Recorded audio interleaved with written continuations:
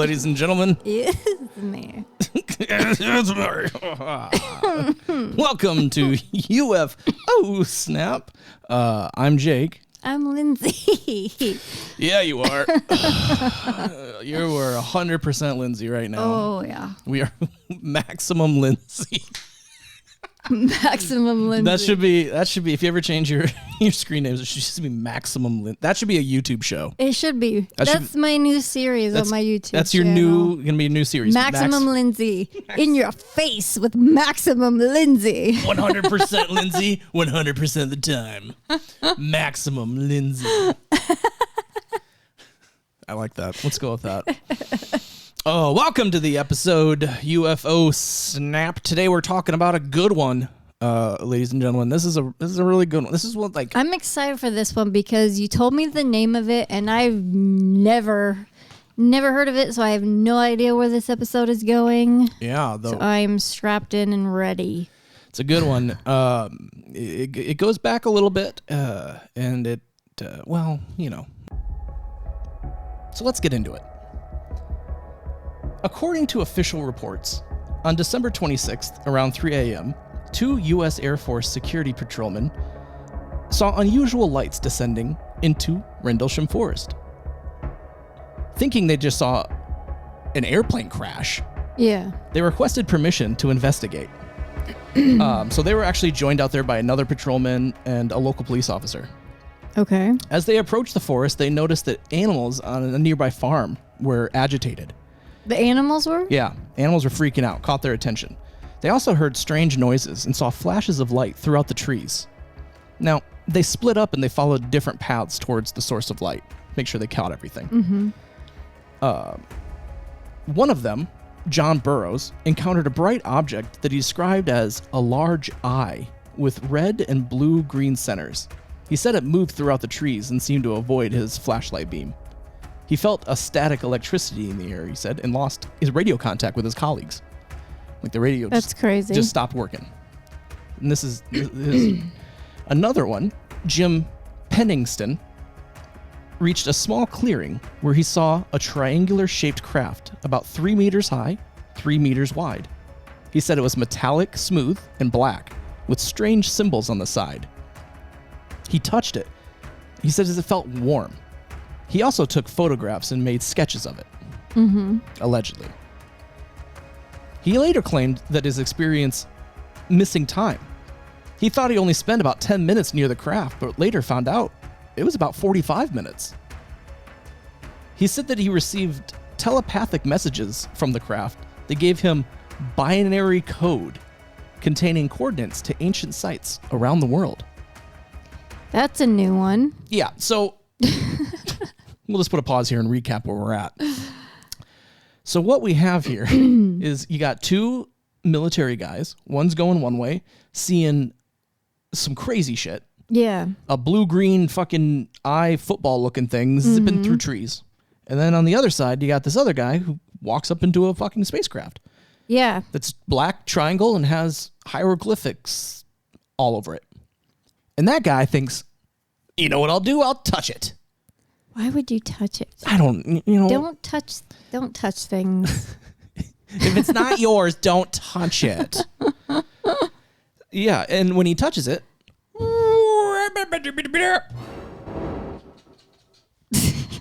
binary code in his brain. That's weird. Ones and zeros. So he doesn't know what it is. He just knows he has all these ones and zeros.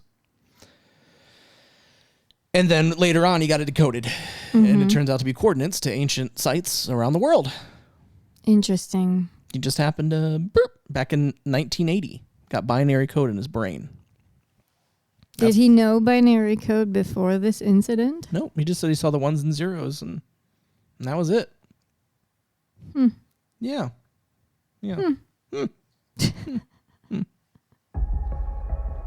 Now, the other patrolman says he did not see the craft, but did report seeing blue, red, orange, and white lights moving erratically in the sky. They also said they saw beams of light coming down from some of them onto the ground. They returned to the base around 4:30 a.m., and they reported to their superiors. The deputy base commander, Lieutenant Colonel Charles Halt, he was skeptical. But he decided to look into it. He's Okay. like, hey, Mm-hmm. this sounds like bullshit, but let's check it out. So on night 2, December 27th, around 9:30 p.m., Holt decided to lead a team of military personnel back into Rendlesham Forest. Rendlesham Forest. I'm going to Rendlesham Forest. Rendlesham. It's got a death curse.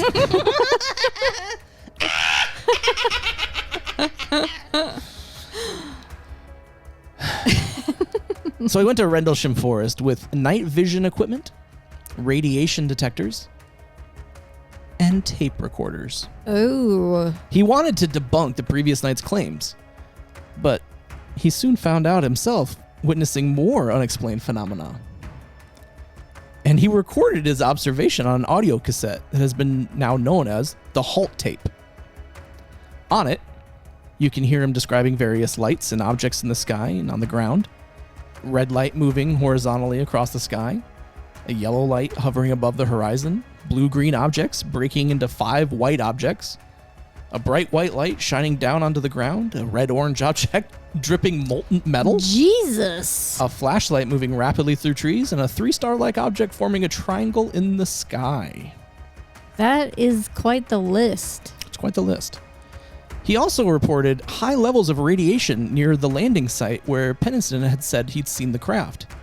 He said he found 3 indentations on the ground forming an equilateral triangle about 3 meters apart, where the landing gear would be. Yeah. He later claimed that he saw another triangular-shaped craft hovering above him for several minutes before shooting off at high speed. Now, he returned to the base around 4 a.m., and he wrote an official memo about his experience to when he sent to the UK's Ministry of Defense. Now, okay. That's a lot to take in. This is a lot to break down. Yeah. Yeah.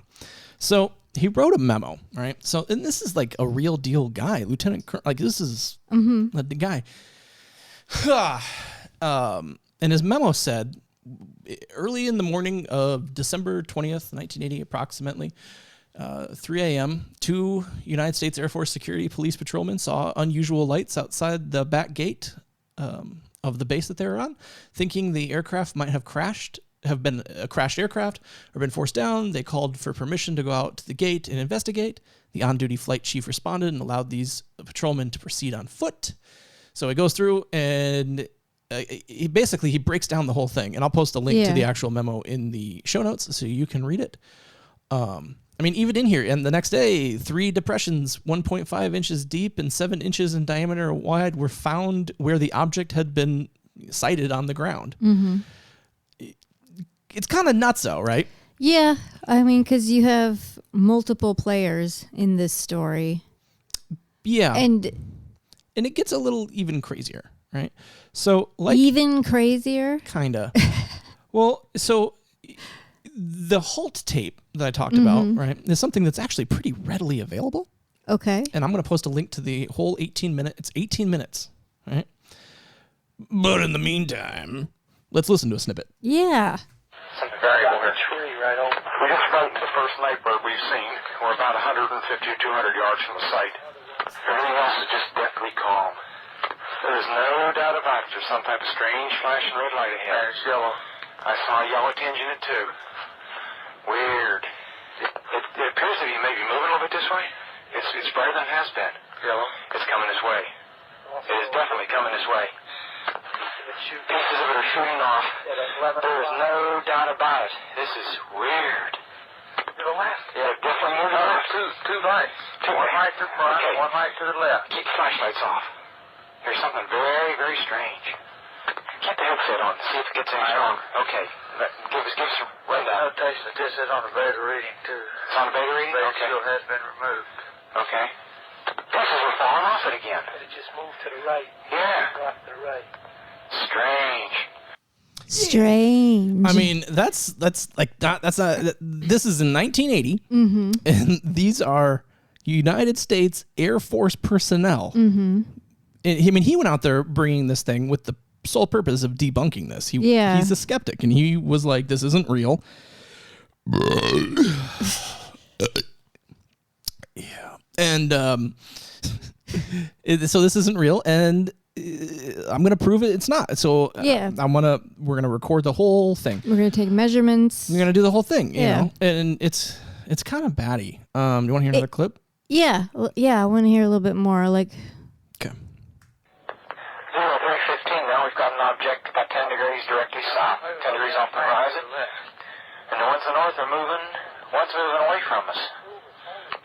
Moving out fast. This one on the right's heading away too. Yeah, they're both heading north. Okay, here he comes from the south. He's coming toward us now. Now we're observing what appears to be a beam coming down to the ground. This is unreal. 330, or 0330, and the objects are still in the sky, although the one to the south looks like it's losing a little bit of altitude. We're turning around. it's just heading hard back to toward the picture, base. like, what they could be The seeing. object to the south is still beaming down lights to the ground. 0400 hours, one object still hovering over Woodbridge Base at about 5 to 10 degrees off the horizon, still moving erratic and similar lights and beaming down earlier. That's crazy. Isn't that nuts? Yeah. I have no concept of what they could be. I can say this. It doesn't sound like a fucking lighthouse. No, it doesn't sound like a lighthouse. There's too many colors, and it's too inconsistent and too erratic. A And lighthouse. it's in front of them and behind them. Yep. And And moving and coming at them and coming away from them. No way. So this is one of the good ones. I really like this story because there's so many credible people Yeah. involved. And it seems to me that this is just an encounter. This isn't an abduction story. Right. Yeah, no abduction. This is just an encounter story, right? So it got even crazier. More crazy. So John Burroughs, right? This is the crazy part for me.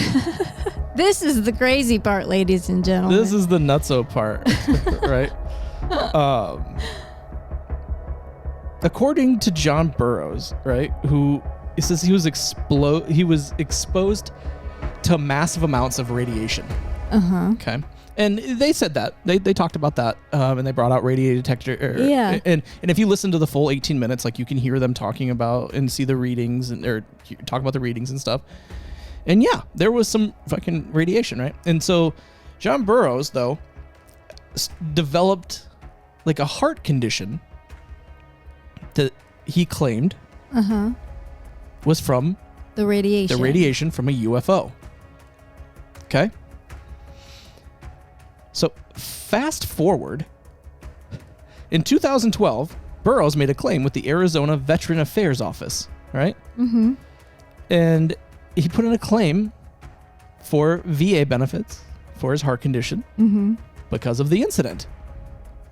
Like saying exactly what it is. I mean, this is all on record. This isn't, and the reason we know a lot about this stuff is because all this stuff has been since declassified. Like, these were classified things. And both our side and the UK side has since declassified and corroborated all this shit. It's kind of crazy, right? It's kind of interesting, though, right? So he made this claim, and they pushed back and said no, because they said that he had not joined the military until 1982. But he actually joined in 1976. So, like, was that just a mistake? Or is that someone trying to do some fuckery? The fuckery is back. The fuckery is back. However, there's one person who got a hold of this and said, no, fuck you. That's not right. We got to do right by this guy. Yeah. Senator John McCain Really? stepped up. And this guy is the first person ever to get VA health benefits to cover incidents from a UFO. That's pretty crazy. Yeah. It's also kind of nutty that it happened in the UK. Yeah. And I mean, UFO is just a classification. It's very true. Yep. It's an unidentified flying object. It could be fucking anything. Mm-hmm. If you look up at the sky and see something up there, it could be a bird, it could be a plane. You don't know. That's a UFO to you. It's an unidentified flying object. So, I mean, the government classifying something as a UFO just means they don't know what it is. Yeah. No, that's true. That's valid. It's just really interesting, though, because it's literally the only story of anything like this where happening. It's confirmed, yeah. Yeah. And there's just so many points of contact, right? Like you have... Yeah. And there's reports that if the more you dive into this story, there's even like reports of other officers and other police and other people reporting as seeing strange things during this time. Yeah. And, you know. No, it's one of the more legit stories I've heard. Yeah. The problem is there's a couple little tiny things that... There's always little tiny things. So, and the big one... They're always there. The big little one for me is the binary code thing. That's a good one. So that's a good one. All you need... Attention to detail. Yeah, until you realize that the first time that he talked about this binary code thing was 30 years after it happened. He didn't include that in any of his reports. None of his initial statements? 30 years later, he came out with that. Yeah. Yeah. That one's tough for me. And it's like, I don't know anything about binary code. Right. But how long of a code would it be to put in all these coordinates? Oh, probably quite a bit. I mean, probably a lot, right? It's a lot to remember for 30 years. It's a lot to remember. Yeah. So, I don't know. It's really interesting. And actually, it's funny. If you go to the site, Rendlesham Forest, which is a public place, they actually have now created a path that you can walk. Really? That is the path that they took. And they've made a model statue of the ship, the ship allegedly look like, so you can go and experience it for yourself. I think it'd be really neat if you went out and you started and you had the Halt tape on your phone. Yeah, you follow. You just hit play and you walk through. I think that'd be really, really cool. But yeah, so the British Roswell. There's a gentleman who is big in the UFO world. If you watch anything or listen to anything with UFOs, a guy named Nick Pope. You hear Nick Pope's name brought up a lot on the Ancient Aliens, and he sat down with that D-bag from the New York Post who did the Basement Files. Okay. Who he's saying that he's a douchebag. But I'll take your word for it. Yeah, we've talked about him in previous episodes. Yeah. But like Nick Pope sat down with him. And I was like, but Nick Pope used to work for the Ministry of Defense in the UK. Okay. He was kind of a big deal over there, and he got like the actual radiation readings declassified, things like that, or he got his hands on them or something. But it turns out, there was some severe radiation that they couldn't account for, and which again could cause. No, it like I said, it sounds like one of the more legit stories. I mean, I don't know about him being downloaded to, you know what I mean? Yeah. I don't know about all that stuff, but I'm sure they saw something out there, and they didn't know what the fuck it was, and they still don't know what the fuck it was. Yeah, and there is so much to this case. Like there's tons of it, and there's people that have really broken it out, right? Like was it really a lighthouse, or just different things? Yeah, because lighthouse, that brings into like it needs to be reflecting oddly through something to cause what they were describing. I don't know. Yeah, and like I know they've looked into like was there radar sightings or whatever, and I don't think anything ever came of that. Yeah, I don't know. There was a bunch. There's a really good website that actually has all this stuff on it, where you can download the Halt, the audio. It's all transcribed, so you can read it. Oh, cool. It has like photos and like unclassified documents. I'll put a link in the show notes where if you really want to deep dive into this one, it has everything you can ever want. Like it goes into some of the Air Force documentation, the UK documentation.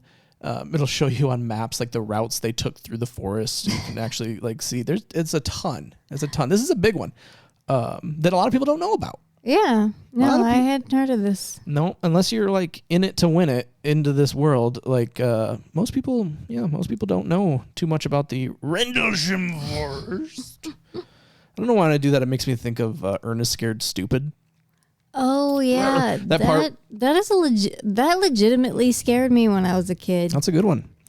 I just think about like when Ernest, when Jim Varney had to play like Ernest's ancestors, and he's like doing that voice. He's like, "Now hear this Lord, and he under this tree knocked 3 times."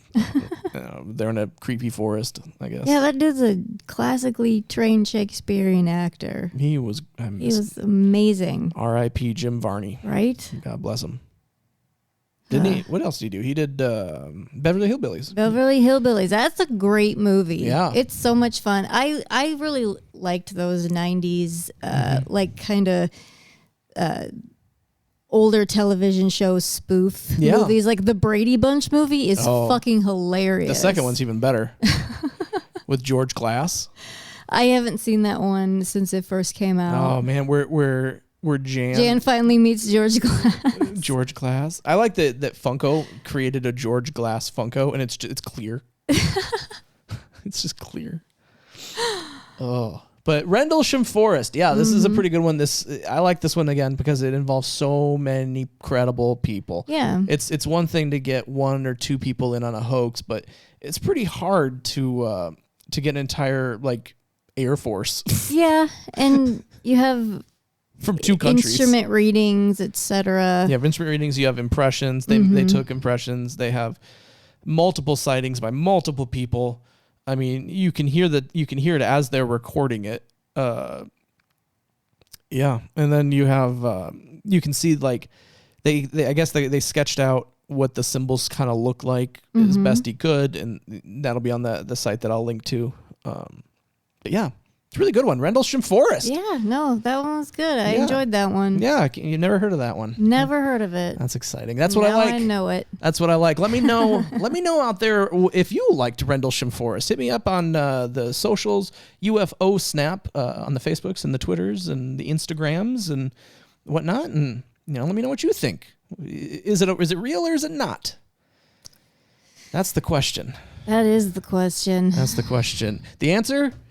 Totally up to you. Thank you very much for listening in on this episode of UFO Snap. Be sure to check us out on the socials, like I said, or the website, ufosnap.com. We have all kinds of fun, goody things there and more in the future and all kinds of good stuff. So, I'm Jake. I'm Lindsay. Take care, my friends.